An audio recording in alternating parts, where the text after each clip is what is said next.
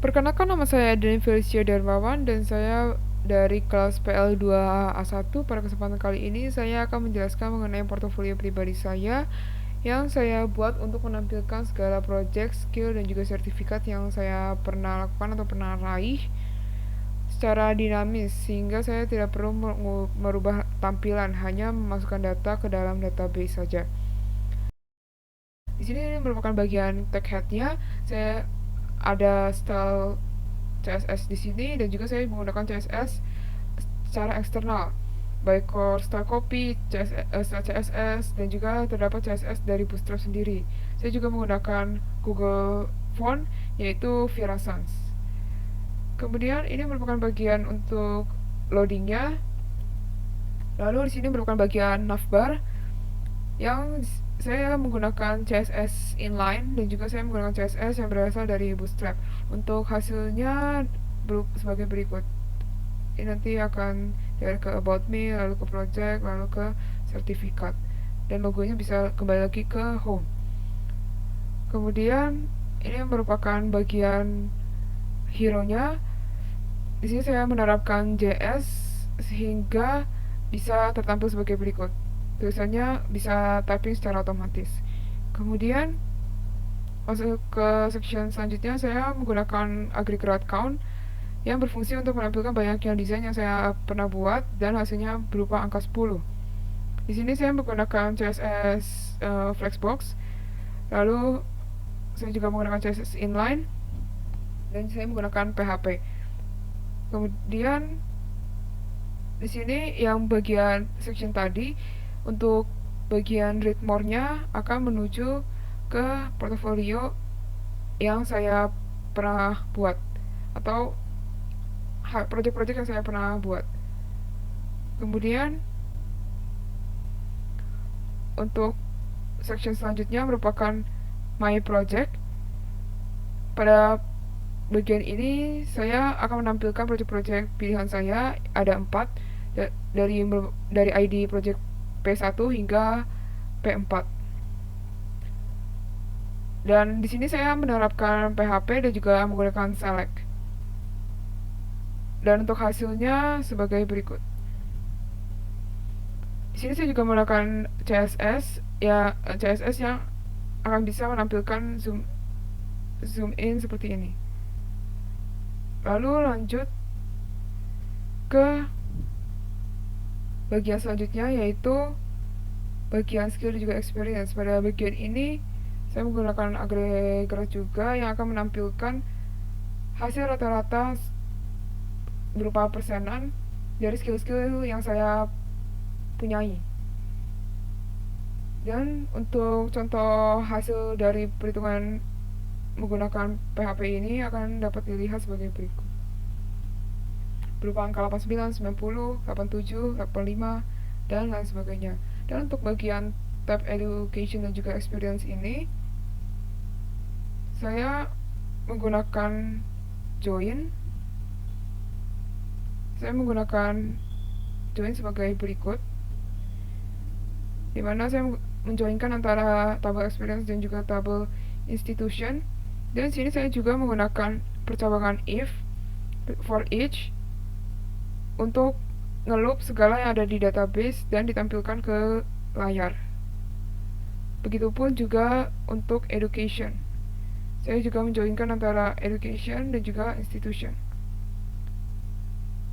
Kemudian lanjut bagian terakhir sebelum footer, yaitu bagian form. Karena bagian form ini saya menggunakan tag form yang nantinya akan didirect ke user.php untuk diinputkan ke dalam database. Mana user.php-nya seperti ini akan melakukan insert visitor, dan di sini akan generate untuk indeksnya atau ID-nya. Lalu ini merupakan bagian footer, dan ini terakhir merupakan script JS yang saya gunakan. Lalu lanjut, di sini merupakan PHP untuk halaman about me yang awalnya itu sama seperti bagian home, tapi yang membedakan adalah bagian tab experience dan juga education-nya. Seperti di seperti di layar, kita bisa melihat bahwa terdapat tab experience dan juga tab education. Dimana untuk tab pertama yaitu tab education, di setiap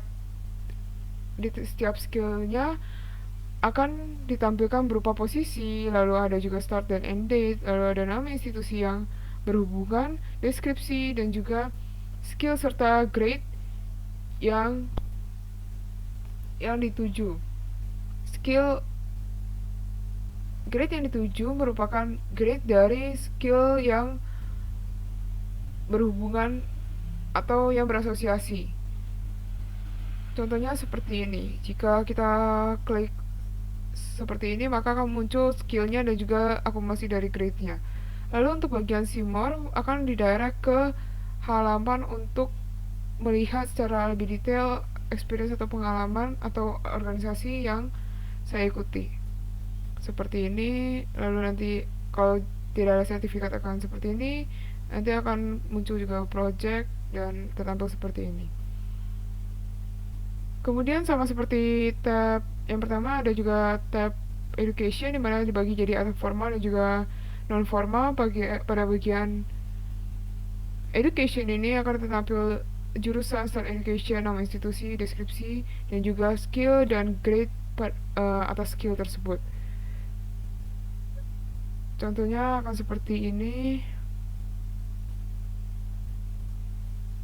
Misalnya education, kita lihat untuk skill dan juga grade-nya, dan untuk simbornya akan seperti ini.